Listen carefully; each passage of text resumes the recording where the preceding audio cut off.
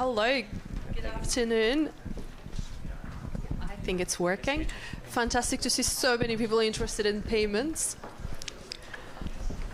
We've got a great panel of card experts. So when we talked about the stable coins earlier in this cycle, right, it was peer-to-peer, one person transacting with another, and it was kind of simple and straightforward.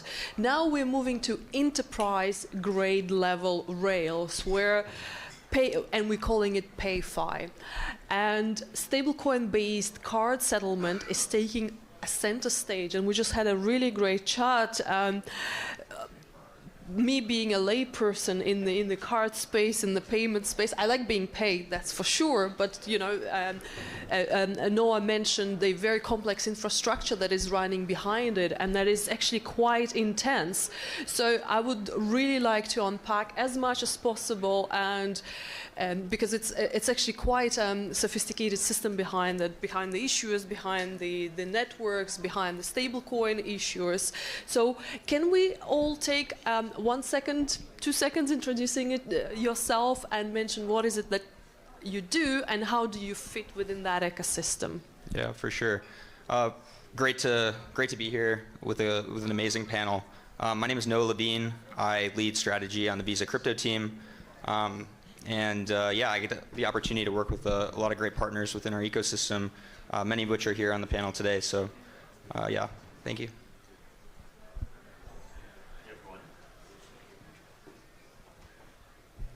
Hey everyone, I'm Josh. Thanks for having me. I'm from Solana, and Solana, a bit of background about us. We are a hardware accelerated layer 1 blockchain, hyper focused on scalability.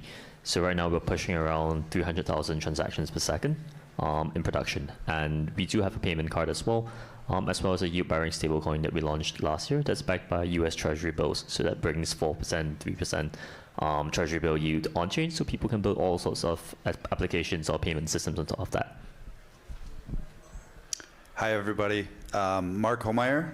I work for Interlace, and I'm the guy that they call when they don't know how to build what they want to build with cards, and we get to kind of show them, work with them, show them what we can do, what we can't do, what they can do.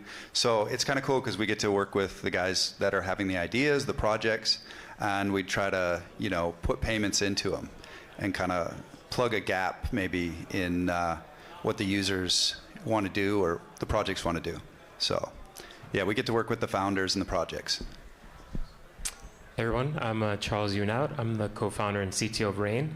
And Rain is a stablecoin-based card issuing platform. So we have APIs that let our customers launch card programs globally. And we're a Visa principal member, and as a non-bank member, we're actually one of the first to do 7 days a week settlement with Visa and USDC, which we're pretty excited about. Thank you so much. So let's open up with the first scene first. So crypto has seen as a little bit of a speculative asset, right? You see a degen trading at night, looking to make multiple X's. But when we're talking about the stable coins, we now need to think about the payments, the salary payments, the transactions, the payments to merchants. So how are the stable coins changing the scene for the crypto branding, so to speak, and where do you see is the biggest impact that can be made by stablecoins? And that's the question to everyone, because you take it from different angles, right? Noah, do you want to start? Yeah, for sure. So I think just as a starting point, what we're really seeing is that the early days of crypto, stablecoins were obviously this great tool between moving value between exchanges, operating globally 24/7. Obviously a real clear product market fit. But what we've really seen happen in the last few years is that stablecoins have kind of evolved to become really their own standalone product and standalone infrastructure to power dollar-based accounts predominantly in emerging markets. And so in creating this, what we're really seeing is that not only does this create new opportunities for fintech products, but it also allows existing fintechs and existing payments companies to expand into new markets. And so I think that there's just a tremendous amount of opportunity in the horizon, both in creating new products, but also in terms of seeing players that are been around for a while, recognizing stablecoins as this new infrastructure and this new technology, and using it to expand into new products. What about you, Joshua? Oh, sorry, Mark, do you want to go? What's the biggest? No, I mean, if you want to go, you can go. But yeah, so I mean, so we see, I see it as kind of similar to what Noah said. Is it started off as just kind of like something that people would use for a short period of time, but it's becoming its own ecosystem. It's becoming its own, I would say, infrastructure layer, right? People are kind of depending on it more. And if you look at, so I've lived in Asia for 20 some years, done a lot of different businesses. And if you go out to the end user, into the end business, what they're trying to do is basically just do really basic functions that the banking industry or the traditional rails don't support very well. They make it very difficult, and they make it very expensive and time consuming and sometimes unreliable. And so what stablecoin infrastructure does is it just brings in something that they can use reliably. They can build on it. It's open source. They can plug into different players. And now they get a lot of different choices. And it's really good that we have a lot of growth and new companies coming into the space, because it's actually just making things work in the way that they were supposed to work in the first place. And then because of regional regulations and banking and embedded infrastructure, it didn't. And so all of those people that are being maybe left behind with traditional architecture and infrastructure can And that's do what they want. Very great point. I live in the Middle East, and you believe it or not, there are countries where women today cannot open a bank account unless their father or their guardian signs off for this. And the beauty with the stable coins, you don't need to ask for permission, right? You can start accepting remittances right away. What about you, Joshua? Where do you see the largest impact that stable coins are currently making? For me, I think it's both across, like, on the horizontal level as well as on the layered level. One in horizontal, in that people are using it in parking in different areas, where there's payroll, there's merchant payments, there's B2B, whatever payments, even peer-to-peer on the individual level. And on the vertical side, people are using stablecoins not only for payments and for transfer of value, but now people are innovating on how do you produce yield on top of that. So you have Athena, you have all these people having different sources of yield and diversifying that.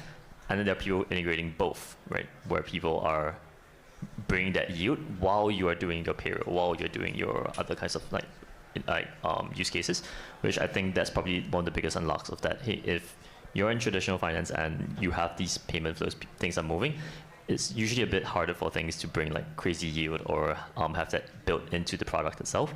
You have to go through a lot of like loopholes as well to kind of like get things done on both the technical side, as well as the distribution and the go-to-market, right?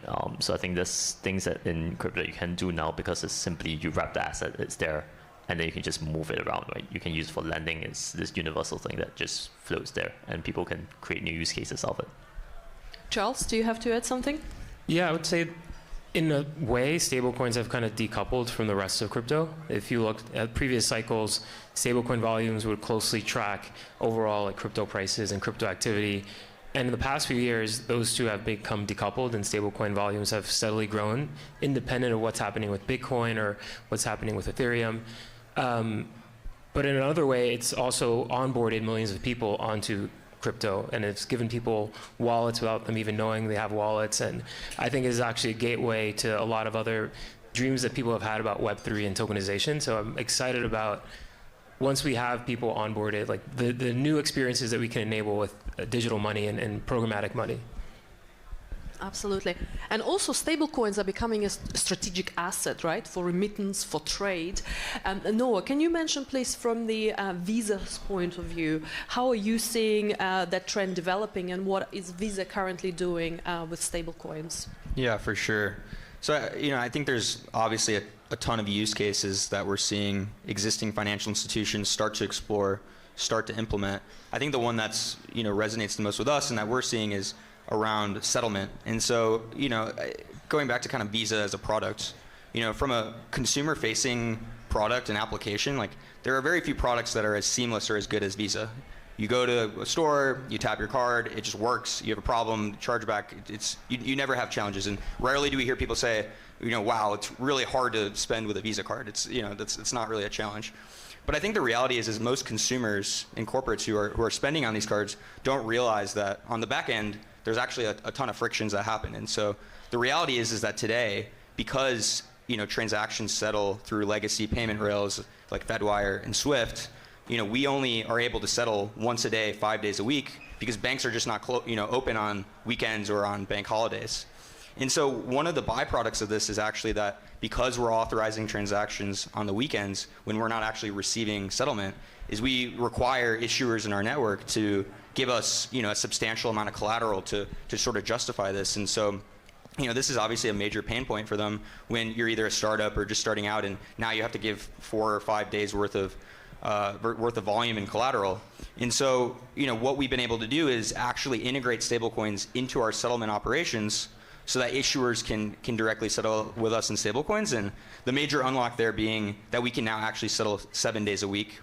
And in settling 7 days a week, that reduces our risk, and then therefore we can substantially lower collateral requirements. And so I think that's one example of where stablecoin settlement adds value. The second area is we have obviously a lot of people on the panel today who are stablecoin linked card issuers. You can imagine if you're operating a stablecoin linked card and you have a consumer value proposition where a consumer is directly spending in a stablecoin, if they have to go and convert the stablecoin to fiat just to settle with Visa, that is, introduces new costs, introduces new frictions, and so stablecoin settlement is providing a lot of operational efficiencies for them. And then the last use case, which is very interesting that we've seen, is that there are a lot of banks in emerging markets who today have a lot of challenges settling with Visa. Oftentimes, they may actually have to settle multiple days in advance because to do a wire and go through multiple corresponding bank hops, it just adds a lot of friction. And so for them, they see stablecoins as a great way to reduce that friction. And so we're just seeing, since introducing stablecoin settlement in 2023, just a tremendous amount of demand and a tremendous amount of value to sort of solve some of these main challenges that we have within our existing settlement network. Do you want to add anything? Charles, with regards to how the card issuer and Visa, the network infrastructure, cooperate with each other? No, I would just echo what Noah was saying. We started doing 7 days settlement a few months ago, like earlier this year, and it's really, one, reduced our cost of capital. Like we don't have to hold the 4 days of collateral for us, and that's, as you scale a card program, that becomes a significant amount of cost. And then two, as Noah was saying, operational efficiency for us. Like we don't have to go through a bank account, off-ramp all of our users' funds. We can do direct settlement, programmatic settlement. So yeah, it's a huge innovation that it shouldn't be overlooked of how big unlock it is for a lot of issuers. Awesome. With the regulators around the world are introducing various rules and vast regulations, right? The EU with their MiCA UIE is very active. We have 5 different regulatory regimes in the tiny UIE alone. The US, the shift has really taken place. The new administration is suddenly super pro-crypto. So I wanted to ask Joshua, how does that impact your technology? How do you integrate with all of those different jurisdictions? Because if you want to play in a particular country, you have to play by the rules of that country, and the rules are so vastly different. So how do you navigate that? For the L1, we would encourage the projects building on the L1 to basically comply with the regions that they're going to be operating in terms of the products that we offer ourselves. So like the SUSD yield-bearing stablecoin or the card program, I think those we abide by the laws of each country. So if there are definitely a lot of countries that we have publicly, and we show that we don't support these regions because we haven't done anything there yet. And then of course we work with local partners as well as the card issuers to make sure that we are compliant. In terms of the stablecoin, I remember back, I think last year and 2 years ago, I was part of a delegation with Coinbase, Stand with Crypto, to Capitol Hill. And we visited some of the Congress people and representatives to talk about like regulations surrounding like stablecoins and stuff like that. So fairly familiar with the Genius Act, and I think that's something that we will have to shift some of the technologies that we have on the stablecoin side, because yield-bearing stablecoins are not too compliant right now. So we will have to move past maybe structure it differently so that people can access that yield on-chain for US Treasury bills without basically structuring it in the current format. So we'll have to change some of the technology surrounding that. But we're very much up to date with most of the compliance things, and we recently got the MiCA, like the letter of, I think no objection from them, so I think we're going to publish that soon. Mark, what do you think this regulatory clarity or inclarity or too many regulatory regime, is it impeding the penetration of stable card issuance, or what does it do to the markets? Well, I wouldn't say it impedes anything. It definitely is something you have to have a team of people doing for you at all times. And I think it's a good thing in general. I don't think that having, a need to license businesses, especially if you're doing things globally in different jurisdictions for those jurisdictions, I don't think that's a bad thing in general. It does make it a bit of, a game of trying to, if we're doing this, do we have to have that one? And we're doing that, we have to have that one. But to be honest, I think that that's keeping companies that don't have that level of competence, the ability to pass audits, the ability to, understand the different jurisdictions that they're doing business in, and understand the global situation. Because if you're issuing globally, you should kind of understand what you're doing, and having different regions with different rule sets is just the way it's going to be. Is there a particular region you'll give like an A and another region you'll give an F for failure? That's not my. No. I'm on the other side of compliance. I'm the one that is always talking with compliance on what we can and can't do. But I would say no. It's not any different anywhere else. I think that the changes in the U.S. are very, very positive. That I will mention that it's a big change in just the feeling and what's going on of like you feel it in the air, you feel it with people. We get so many more projects since it changed. So that's a positive step. Absolutely, and US being the leader of the free world, as we say it, other jurisdictions do follow, and that's actually really, really good to see, because before, like for example, what I see in the Middle East, right? A lot of governments would be saying, "Oh well, no, we can't do this," and look, US is not doing it either. Now they don't have that excuse. We don't have that excuse. US is going full throttle forward, and we have to all keep up, and that is absolutely wonderful, a change to see. Do you have to add something from the regulatory point of view? Do you get involved into that area? Yeah, no, I mean, I think at Visa, we're obviously a global company, and so we pay very close attention to what's going on from a regulatory standpoint, engage with regulators a lot. In addition to strategy, one of my roles is also leading on-chain data, and so, we've been spending a ton of time developing dashboards and really, being at the cutting edge of research and on-chain data. And funny enough, the number one, I guess, fan or people that tend to view it are actually the regulators. And so it's been very amazing to see a lot of regulators come and seek Visa to better understand the space, the technology, what's happening. And I think they're, starting to actually really understand the technology and seeing where it can provide value to, to people in their countries. Absolutely. One of the interesting discussions that we had, Noah, how you described maintaining different treasuries and different pools, because if you're receiving a stable coin and then you have to settle in Japanese yen, how do you manage that? Can you describe, are you maintaining different infrastructure rails at the same time? And if so, how do you manage with all the different chains, with all the different stable coins? Because that needs to settle, same day, right? How do you manage those treasuries? Yeah, so I think one of the key value adds of Visa is our global, treasury infrastructure. Today we settle across over 200 countries, between 10,000 different banks in over 28 different currencies.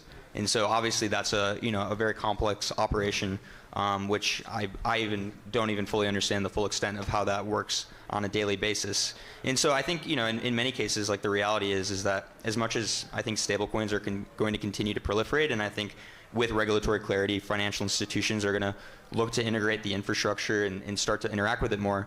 The reality is we're kind of just touching the surface in terms of banks coming on chain. And so I think having the ability to integrate stablecoins into our existing treasury and settlement infrastructure as something that's complementary, where we can add value at the edge of the ecosystem, is very important. And to your point, there's many flows where, we have an issuer that's settling with us in stablecoins on one chain, and then we have an acquirer on the other end that, needs to get payment in local currency. And so I think the ability to navigate both of those things, both on-chain as well as off-chain, is sort of helping us create this like 4D treasury capability of, multiple rails, multiple currencies, multiple chains. So I think that's just that's a prime focus for how we can make our treasury infrastructure sort of more modern by adding more complementary components like with stablecoins. Thank you. We have 5 minutes left, so let's do a quick lightning round. Joshua, would you give your grandmother stablecoin payment card today? If yes, why yes? And if no, why not? Yes. I think I would. I think there are actually some features that would be pretty useful, that you can set limits. You can do certain things that I think most crypto companies that have cards have these features enabled, so that you can actually help your grandma sort of onboard without fully getting her to care about wallet creation, self-custody, all of that things. So I think that's something that could be useful. And I think my grandma will be actually, my family can be sometimes pretty degen, so my dad was pretty into crypto about last year, and he has been trying to teach everyone about crypto. So I think it would be really cool if my grandma started using it. But unfortunately, she's not with us anymore. So. That's awesome. Charles, is the future the US dollar-backed cards or the local currency stablecoin-backed cards? What's the future? I think that probably long term, we're going to mirror the way things are currently. So if you look at current state of non-stablecoin cards, probably the majority are still dollars. So if you digitize those currencies and you make it easier, I feel like that at the end state, it's probably going to reflect a pretty similar mix. Although stablecoins are making it easier to get access to the dollar. So that's probably the base case of where things are going to end up, and maybe slightly higher percentage of adoption on the US dollar side, just because stablecoins lower the barrier of entry of getting access to dollars. Mark, CBDCs, yes, no. Will they kill stablecoin cards? Is that a joke? Sorry, no way. Absolutely not. The government's terrible at doing things like this. They can't innovate. I'm sorry. I just wanted to hear you say that because, I have to be impartial moderator, right? But I just wanted to... No, I just think, this is a structural thing of look at this event. I don't know how long you guys have been doing this, but I've been doing this for quite a while. And look at these events. Look at the people that come here. Look at the people that fly around the world for this stuff. And I mean, do you think anybody's that passionate about that in the government? They do what they have to, but do they do because they want to? This is where the innovation is happening. These types, and I'm sure there's other technologies that are going to come by, and there's going to be more people that are passionate about it. But the innovation is not happening at the government level and the banking level, not because they couldn't do it. It's because they don't have any reason to do it, and we do. And you add not just that reason, but also the passion. The people that make these kinds of decisions, they have something inside of them that says they want to do this. They want to make it work. We want to change the world, and so. I think it's going to change the world. I don't think anything at the government level is going to come in and take this away. And we couldn't end it on a better note. Thank you very much. And thank you for all your passion and hard work and for innovation and for doing this full time. Thank you. All right, give it up one more time for stablecoin settlement on card panel, everybody. Woo! Let's go. All right, we're going to take another family photo. Pretend like you like each other. All right, big smiles. Very nice. Good, good. Wonderful, wonderful.